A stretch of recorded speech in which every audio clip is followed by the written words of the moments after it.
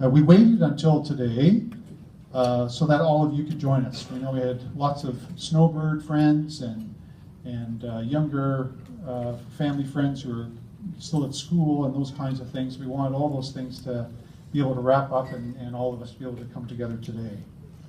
Unfortunately, as you heard from me earlier, Dad is in the hospital and is much better today than he was yesterday with his bladder infection, but just not well enough to be here today.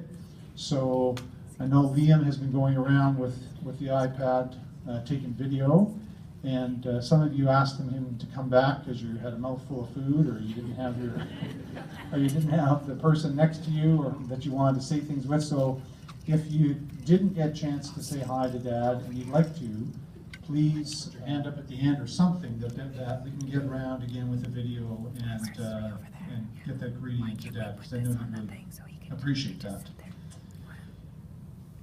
That's all I'm going to say there. So we have a few friends and family members all lined up here who would like to say a few words, share some memories.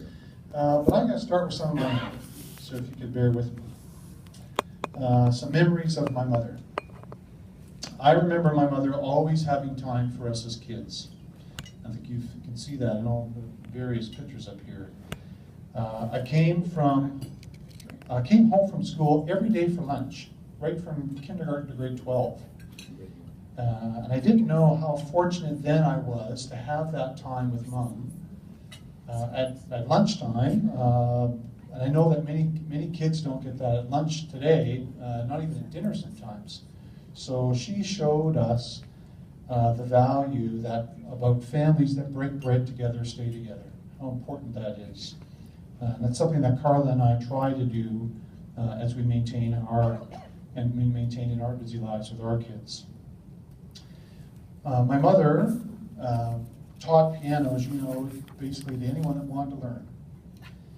And for some, that came very easily, and for others, that was a struggle. If you were in our house, basically after 3 or 4 o'clock, Monday to Friday, the piano was going, often 2, and at times it was beautiful, and at times it was painful.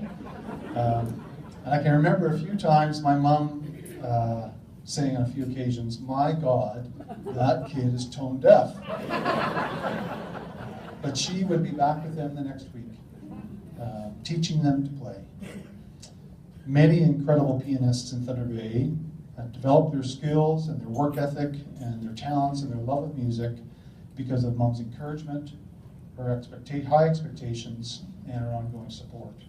Some of those very talented performers are in this room, including my sister Carol, who's an incredible pianist and also a great teacher.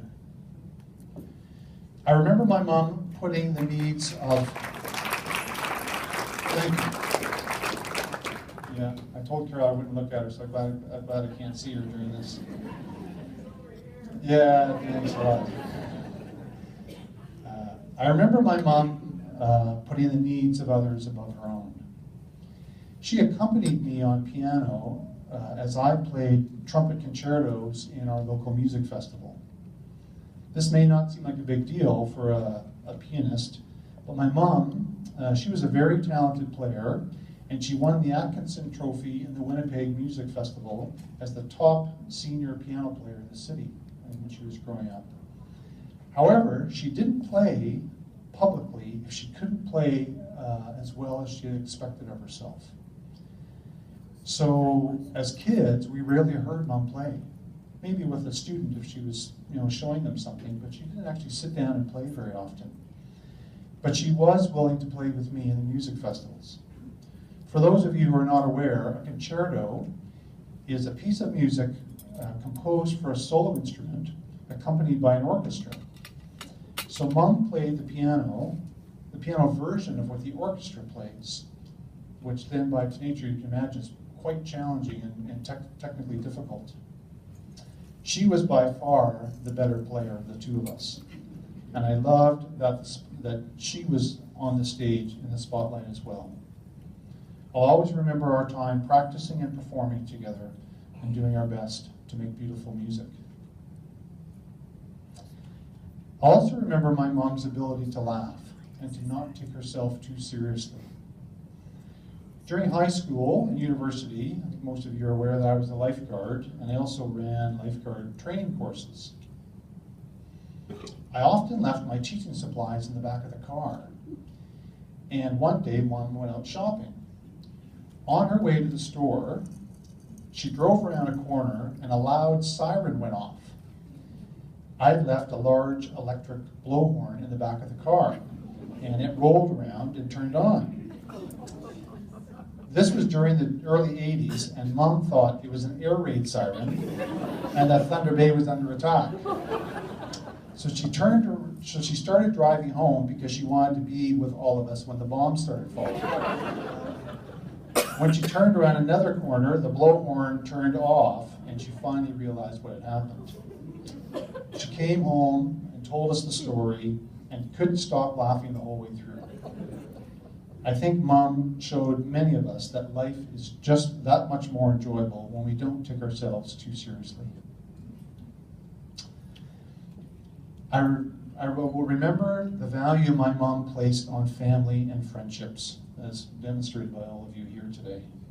Our house was the scene of many dinner parties, which you've seen on the screen here, card games, and celebrations. We traveled often with family friends, and Mom and Dad saw much of the world. In most of the pictures on the screens today, Mom is rarely alone and loved the company of others, and she knew how to have a good time. You can see there, usually the table's full of drinks, and she's having a great time. There are also so many pictures taken at the cottage, or the camp, depending on which part of the country you're from. Mom and Dad didn't buy the camp until Carol and I left home to work in Southern Ontario. I found out later that they hoped to draw us back to Thunder Bay, and it worked. We spent the next 25 summers at camp, and I know our kids' memories of their grandma are filled with time together at Shebandwan. I will remember the relationship that my mom had with my dad. They were husband and wife.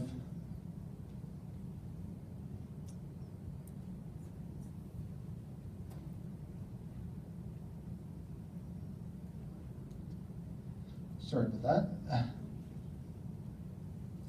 Husband and wife, best friends, and life partners. You know that they all did everything together. Sometimes they drove me crazy with conversations that went like this. Bill, do you want some tea? Dad would say, no, I don't think so. Do you want some? No, I don't, but I'll have some if you want some. Dad, well, I don't want any, but I'll make some if you like. Then Mom, that would be great. And then Dad, I think I'll have some too. These interactions went on all the time. And I think that their own musical rhythm and harmony, that was their own musical rhythm and harmony that kept them close, connected, and loving each other. I have one more memory, but I'll share it at the end. And now I'd like to welcome Sheila White, a longtime friend of my parents, to say a few words about Mom.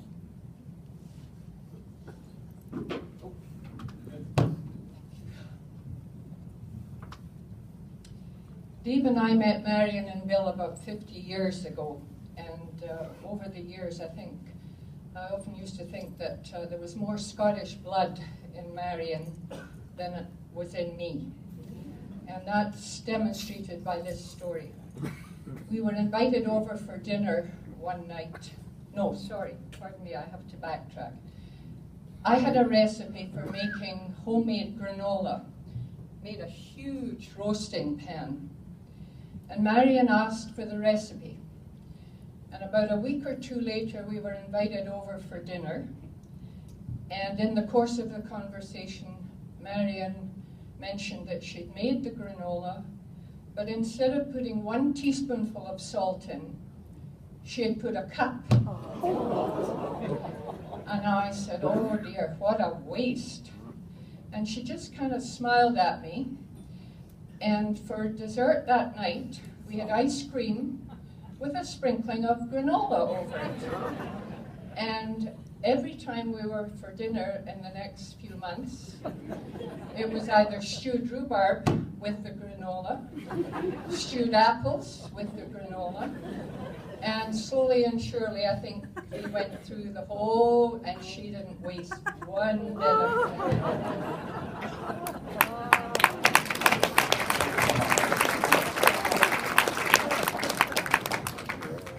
Thanks, Sheila.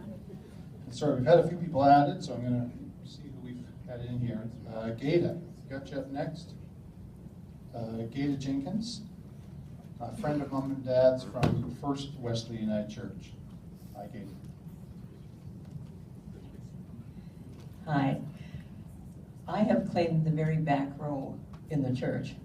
And right in front of me were Bill and Marion and Barb Lundberg, because Jerry's in the choir. I don't know if they put us back there for any reason, but if you're looking at the pictures, right above fun, the word fun, you'll see us all in a picture. But I got to know them really good when we went on a bus trip. All of us went on this bus trip to Branson, Missouri, and heard about all their wonderful trips that they'd had. So while we were there, some of us went shopping on our free time, but they went through the Titanic exhibit.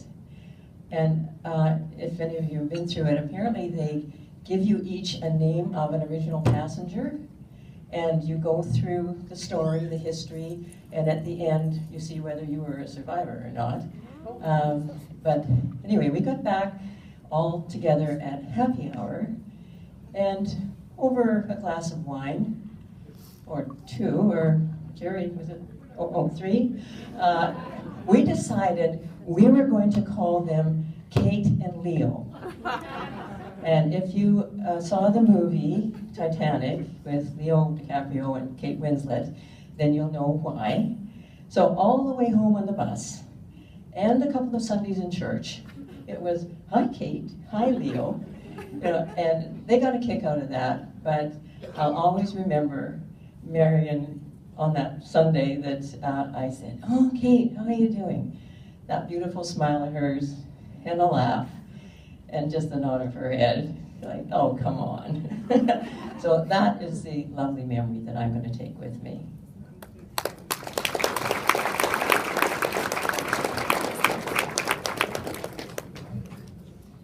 Thanks, Gada. Next, Barry and Linda Latimer. Come on up.